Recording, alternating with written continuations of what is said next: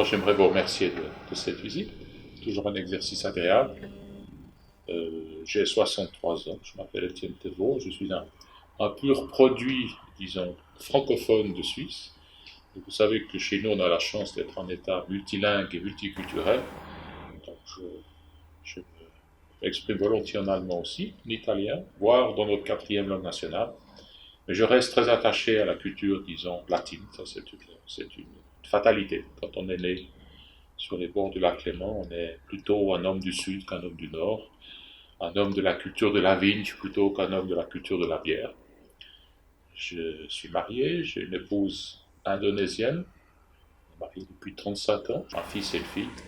L'un est ingénieur, l'autre travaille en Norvège au EITI, qui est la plus grande organisation non gouvernementale qui essaye d'obtenir des ministères dans les pays où il y a une industrie extractive, une espèce de moralisation, si on veut, du comportement des autorités en termes d'utilisation idoine des ressources du sous-sol.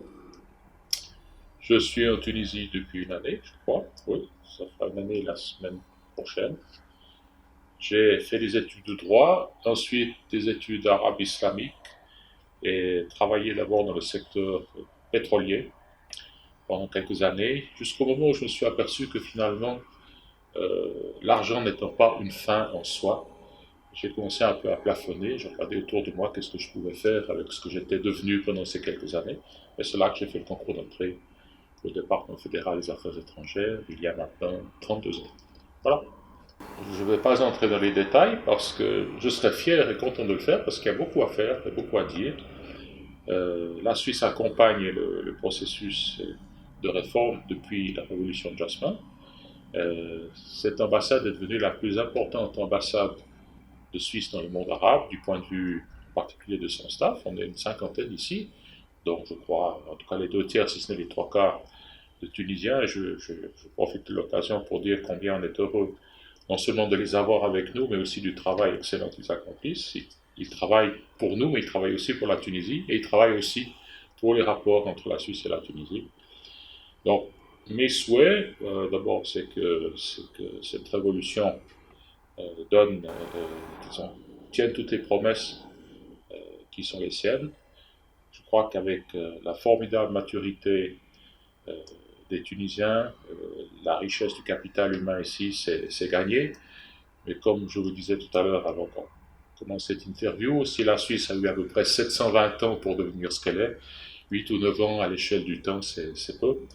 Et je suis très heureux d'être là, en particulier pendant cette période électorale, qui est très vivace et qui produit des résultats qui vont peut-être être de nature à, non pas remettre en question le processus, certainement pas, mais à susciter encore plus d'enthousiasme et, disons, de commitment, pour parler un peu l'anglais, parmi les Tunisiens. C'est un défi, vous allez le relever et certainement y donner la suite qui convient. Donc ça, c'est mon espoir. Maintenant, un espoir personnel, vous savez, en fin de carrière, puisque finalement, d'ici 2 ans, je serai à la retraite, euh, je, je conserve des espoirs, mais des espoirs peut-être d'une autre sorte que ceux qu'on peut avoir quand on a 20 ans. Je suis un peu inquiet, je crois, comme tout le monde, de ce que la planète est en train de devenir. Mais l'inquiétude qui n'est pas doublée d'espoir, elle est inutile, vaine et contre-productive. Donc, mon espoir, c'est quand même que, une fois de plus, le capital humain à disposition partout soit mis au service de cette planète, au service de la paix, bien sûr, au service de l'environnement. Et j'y crois. Voilà.